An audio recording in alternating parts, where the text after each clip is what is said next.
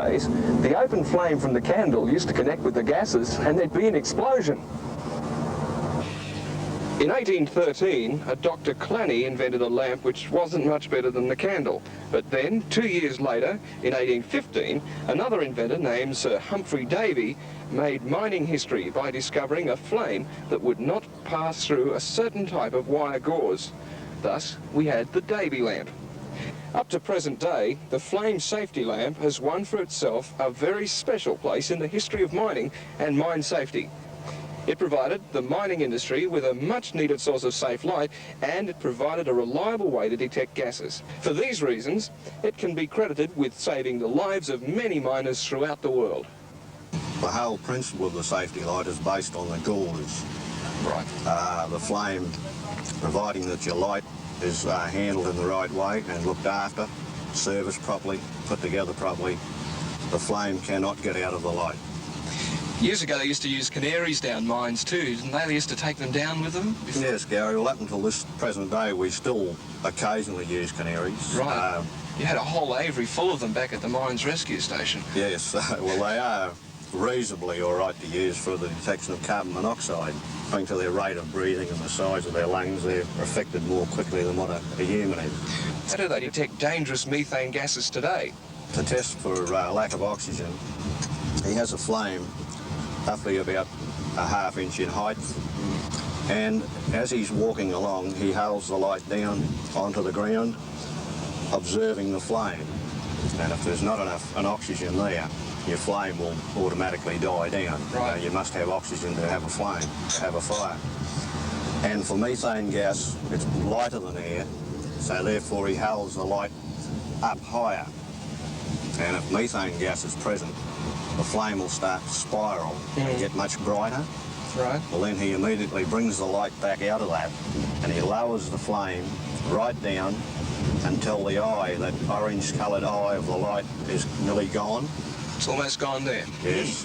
And then he takes it back in again and he observes the colour and the shape of the cap that forms on the top of the flame. Right. And this way that he can judge then what percentage of methane is there to a certain extent. If there is methane or not enough oxygen, well then he must get his ventilation up to scratch. He must bring in his bag line closer, or install auxiliary fans or something to this So line. the miners can breathe properly? Yeah, so that they can dilute the gas and get rid of it. Okay. Well, Ron, you filled us in on a lot of the aspects of mine safety and rescue and things like that. Let's go and have a look at your fellas perform in a simulated mines rescue for us. Well, these gentlemen are now going to check their gear for a simulated mines rescue.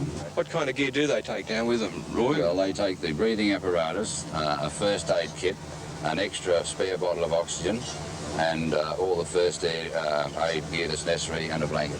Does it depend on the number of miners that are trapped down there as to how much gear or how many people go down? Do they send down more volunteers? If there was a major thing happen, they would send numerous teams down. The minimum team, though, is 5. They have to be 5 in each team.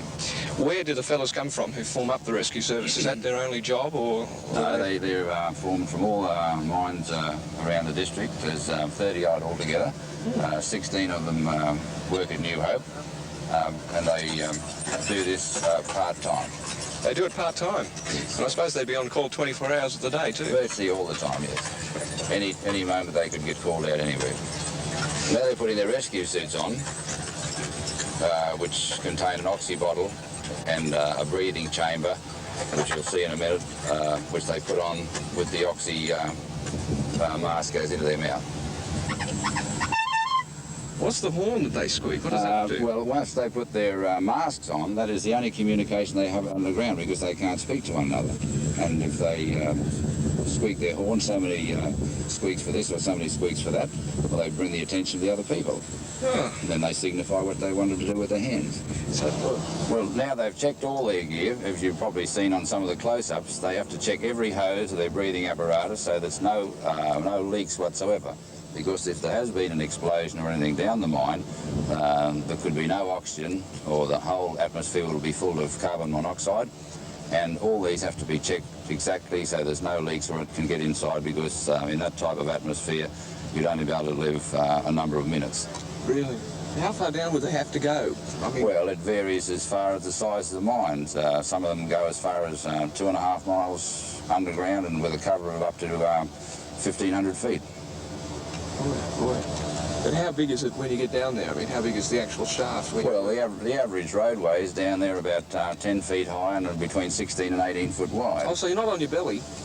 No, Not around on your belly or anything? Not under normal circumstances, no, unless by some type of fall or something, the roadways have been made smaller. But under normal circumstances, large machines, 10 feet wide can drive down the roadways. Well, it looks like they're ready to march down the mine.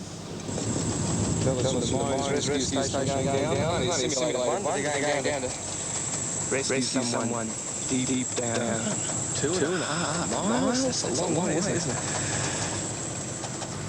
So there you are. Mines are pretty safe places, and there's always somebody there looking after you. So if you're interested in becoming a miner, maybe you should contact your nearest friendly mines department. They're in the phone book.